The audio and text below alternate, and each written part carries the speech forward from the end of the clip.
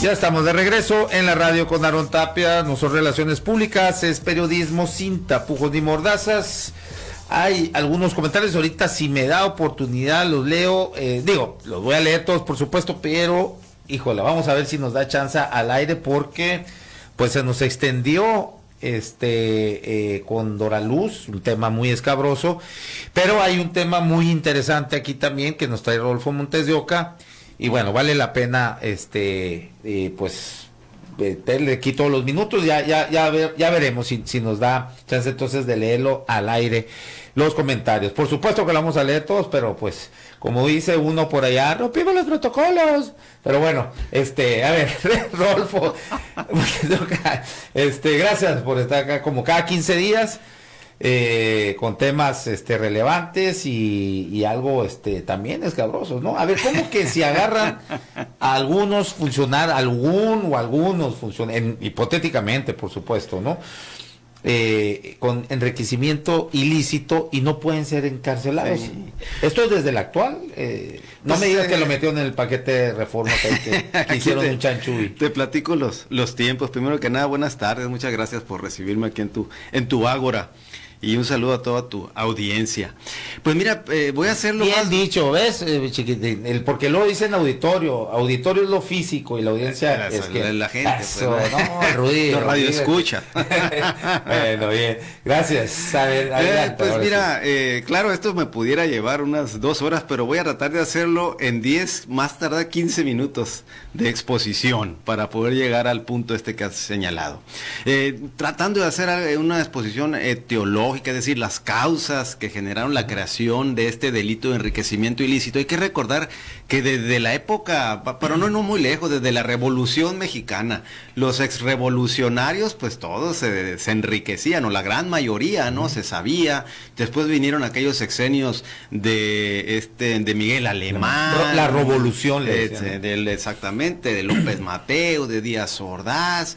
Y la gente como que en aquel tiempo estaba acostumbrada y lo veía normalizado, natural, que los expresidentes, inclusive, pues hasta gobernadores, servidores públicos, efectivamente salían ricos. Se veía, era algo normal. A finales de los 70s, yo creo que ya por el avance cultural, educativo, inclusive también por la creación de las diputaciones, aquellas plurinominales, empezó a haber un cambio de mentalidad. Y si recuerdas también, a principios de los 80s, con la llegada o la campaña del presidente Miguel de la Madrid, la renovación moral. La renovación moral de la sociedad. ¿Y por qué? Porque había gente, pues recordarás el famoso Negro Durazo, estuvieron varias personas ahí que sí, con toda desfachatez, pues no, y cinismo, o bien a lo mejor ya la gente se dio cuenta, pues no, y ya lo señalaba. Y entonces creo que eso le sirvió en su lema de campaña a Miguel de la Madrid, y en consecuencia en su gobierno se implantan las contralorías y también las leyes de responsabilidades, y se establece también un capítulo específico de delitos cometidos por servidores públicos, en donde uno de los tipos delictivos más importantes es precisamente el de enriquecimiento ilícito. Así fue más o menos la historia. Si hay algo que a la ciudadanía le exacerba, le irrita en estos momentos, es ver que un funcionario público se enriquezca o que notoriamente se vea el incremento de su patrimonio. Aunque a muchos es porque luego les gustaría estar en esa situación, ¿no? Porque vemos que este pinche sistema, el que llega y que veías cómo se quejaba y echaba lumbre por esta situación que tú dices, pues llegan ahí y pasa lo mismo. No digo que todos, por supuesto, ¿no? Aquí tenemos un claro ejemplo, pero claro ejemplo de lo que sí, de que desafortunadamente de los pocos, ¿no? Sí. Porque la mayoría luego, o por cuidar la chamba, por lo menos, facilita, entonces, o si no, pues ya salen. Yo creo que, muchos, no estoy diciendo que precisamente esa situación es lo que ayudó mucho a ese triunfo tan arrollador del presidente López Obrador, a poder él reflejar lo que era lo que señalaba don Benito Juárez, la honrada medianía, pues, ¿no? Entonces, como te digo, y tan es así que le irrita a la gente, pero también le interesa que, si te fijas, los medios de comunicación, por lo general sus investigaciones, sus reportajes, en muchas ocasiones destinados a los funcionarios, se destinan a investigar su patrimonio, que si las casas que tienen, dónde viven, cómo estaban antes, cómo están ahora, inclusive últimamente, si recuerdas, los relojes de Adán Augusto López, etcétera. Entonces, es un tema sí de mucho interés para nuestra comunidad. Y bueno, y aquí también los hemos visto, ¿no? Personajes pues que se han mudado allá a los fraccionamientos, como los lagos, sí, ¿no? Los lagos, la Pitic, etcétera. Pues, la Joya. Sí. Y entonces, de una u otra manera, la gente se va dando cuenta. Y bueno, la historia en cuanto a personas que han sido sí encarceladas por esos delitos, pues sí han habido, ¿no? Recordemos ahorita precisamente a César Duarte, al otro Duarte, ¿cómo se llama? Javier Duarte. Está, pues en aquel tiempo, si recuerdas, pues al mismo Negro Durazo, etcétera. Sí. Y bueno, pues a uno que acá es otro de Quintana Roo, Borge. Sí. Fíjate, nos guste o no, pero bueno, van a los cuatroteístas así van a respingar, pero pues Peña Nieto metió, ¿cuántos gobernadores metió a la cárcel? Pues como unos 5, yo creo. Y López Obrador ninguno. Sí, como unos 5, pues está los Duarte, Borge, el gobernador. Digo, o sea, por lo que sea, que porque era la coyuntura, la situación bueno, lo que quieras, pero bueno, acabaron en la cárcel. Hasta ahorita, pues les dan consulados, le dan embajadas, en fin. Sí, no, y además los encarcelaban y sí había evidencia, o por lo menos la ciudadanía sí tenía la sensación y la impresión de que esas personas habían incrementado ilícitamente su patrimonio, o sea, no hubo quien que los defendieran. Exactamente. Bueno, y entonces, ¿cuál es el delito? El enriquecimiento ilícito, ¿cómo está redactado en nuestro Código Penal de Sonora? Hay que hacer la observación aquí que el Código Penal se aplica para el fuero común, que viene siendo tanto el gobierno del Estado como los servidores públicos de los municipios. Y entonces la redacción dice así: incurre en enriquecimiento ilícito el servidor público que no pudiera acreditar el legítimo aumento de su patrimonio o la legítima procedencia de los bienes a su nombre o de aquellos respecto de los cuales se conduzca como dueño en los términos de la Ley de Responsabilidades de los Servidores Públicos del Estado y de los municipios. Hay dos garantías penales constitucionales muy importantes, que son la de exacta aplicación de la ley y la de taxatividad, que están en el párrafo 3º del artículo 14 constitucional, que exigen que cuando los juicios de orden criminal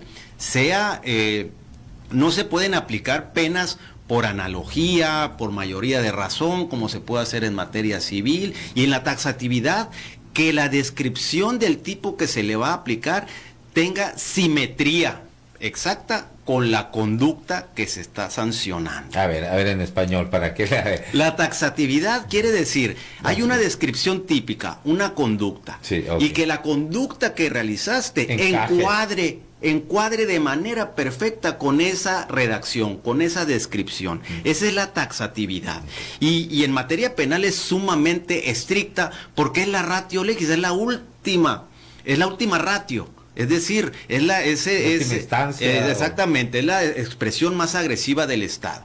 Y si vemos el último renglón de este artículo, dice, en los términos de la Ley de Responsabilidades de los Servidores Públicos. Es decir, para encuadrar la conducta nos remite a esa ley. Sin embargo, esa ley, en virtud de que se emitió la Ley General de Responsabilidades Administrativas, que es federal, y que entró en vigor el 19 de julio del 2017, en sus transitorios abrogó todas las leyes estatales que fueran de determinación de responsabilidades administrativas, incluyendo la Ley de Responsabilidades de los Servidores Públicos del Estado y de los municipios. Entonces, si esta ley, a partir del 19 de julio del 2017, ya no existe jurídicamente aquí en nuestro Estado, Entonces, este precepto... ¿Junio de qué? 19 de julio del 2017. O sea, fue con Peña Nieto todavía. Sí, y aquí para hacer una aclaración, referimos que van incluidos en ese paquete a quienes no se les puede aplicar esta disposición a los del actual gobierno estatal, pero también se pueden incluir todas aquellas conductas que pudieran incurrir en el enriquecimiento ilícito a partir del 19 de julio del 2017. Eso incluye, si me hacen la pregunta, a funcionarios del gobierno anterior y también municipales, a partir del 19 de julio del 2017. Mientras no se reforme este artículo 192 del Código Penal de Sonora, como sí lo hizo el Código Penal Federal, en donde ahí sí eliminaron esta referencia o esta remisión, se le llama tipos delictivos en blanco, porque hacen una descripción y te remiten a otra ley para complementar la descripción típica. Pero si esa ley a la que te remiten ya no existe, entonces aplicando la exacta, válgame la redundancia, aplicación de la ley, pues no se te puede imponer una sanción con este precepto. Y eso no lo digo yo, eso lo han dicho ya los juzgados federales en otros estados, en donde es idéntica la redacción de este artículo relativo al enriquecimiento ilícito. Entonces, por actos de corrupción solamente podrían ser encarcelados por que se les compruebe cohecho, desviación. Mira, de... Ahí está el peculado. Peculado. Exactamente. Sí. Ejercicio abusivo de funciones. Mira, los dos delitos que están contemplados con prisión preventiva oficiosa en el artículo 19 constitucional son el ejercicio abusivo de funciones y el enriquecimiento ilícito. Sin embargo, pues el enriquecimiento ilícito aquí en Sonora, como te digo, en mi concepto y de acuerdo a lo que también han señalado juzgados federales, es inconstitucional y por tanto inaplicable. Está que lamentable. ¿Y no se tiene ahí avisorado alguna legislación para eso? No, pues esto es lo que pasa. Yo lo que creo es que con el volumen de trabajo que hay en el Estado, el trabajo legislativo, pues hay cuestiones que no traen en presentes, no los traen en la mente, pero desde... pero ya hace 5 años de eso, ya es como para que... Se debía de haber adecuado, como sí lo hizo el Código Penal Federal, en donde eliminó esa referencia y estableció la descripción de lo que se considerará como el enriquecimiento ilícito de manera muy clara y precisa para cumplir con el principio también de taxatividad. De hecho, traigo por aquí una nota que están encausando unos funcionarios, pues están ahí los de Segalmex y luego aquí está uno del SAT, esto acaba de salir ahí en Reforma, un exmando del SAT precisamente por enriquecimiento ilícito, pero al ser federal y aplicarse el Código Penal Federal con la descripción típica que sí está acorde a la Constitución, pues ahí sí puede proceder en un momento dado. Aquí entonces, Sonora, ¿qué tendría que pasar? ¿Que cada estado reforme esa parte? Cada estado tiene su descripción. No te voy a decir que todos los estados tienen la misma de Sonora. Son algunos estados como este. Y en el caso de Sonora específico, lo que se requiere es que se reforme este precepto para que no se haga remisión a esa ley, o bien que se haga remisión a la actual ley de responsabilidades. Pero por mientras o en tanto, no se puede aplicar este precepto, por lo menos en el lapso del 19 de julio del 2017 hasta el momento en el que se reforme ese artículo, porque no se puede aplicar tampoco retroactivamente. A partir de ese momento, los hechos que encuadren en esta conducta podrán ser encausados. Mientras y por lo pronto, no. Hijo de la buena. A ver, el abuso de función... Ejercicio abusivo de funciones.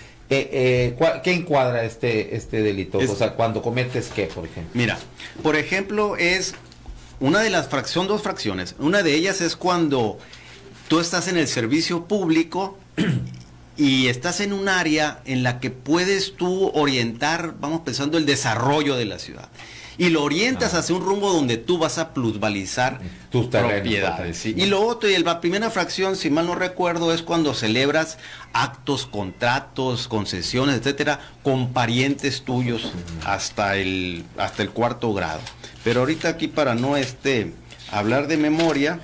Mira, aquí te hacen una pregunta. Voy a leer, me va a quedar tiempo para esta pregunta porque está, pues es interesante, está picosa. Dice Alejandro Jaimes, después de escuchar a la señora, y conocer la última puntada del Estado. Me gustaría que le preguntes al exfiscal qué opina de la gran debilidad y devoción que siente nuestro gobernador por tener colaboradores de perfil delictivo. Bueno, ese es porque ni con el memo se vieron estas cosas. En todas las áreas hay baquetones ahorita. Bueno, yo creo que siempre ha habido, ¿no? Pero pues mira, es una pregunta muy, ¿cómo se dice? De percepción muy personal, ¿no? Sí, pues es más que una pregunta, la veo como una opinión. Sí, si estuviéramos ahorita en una audiencia de carácter penal, le diría, pues es una pregunta conclusiva, argumentativa, sugestiva, de las cuales pues, o sea, no fue pregunta, la pediríamos, disfrazó de pregunta, la objetaríamos ahí, pues, ¿no?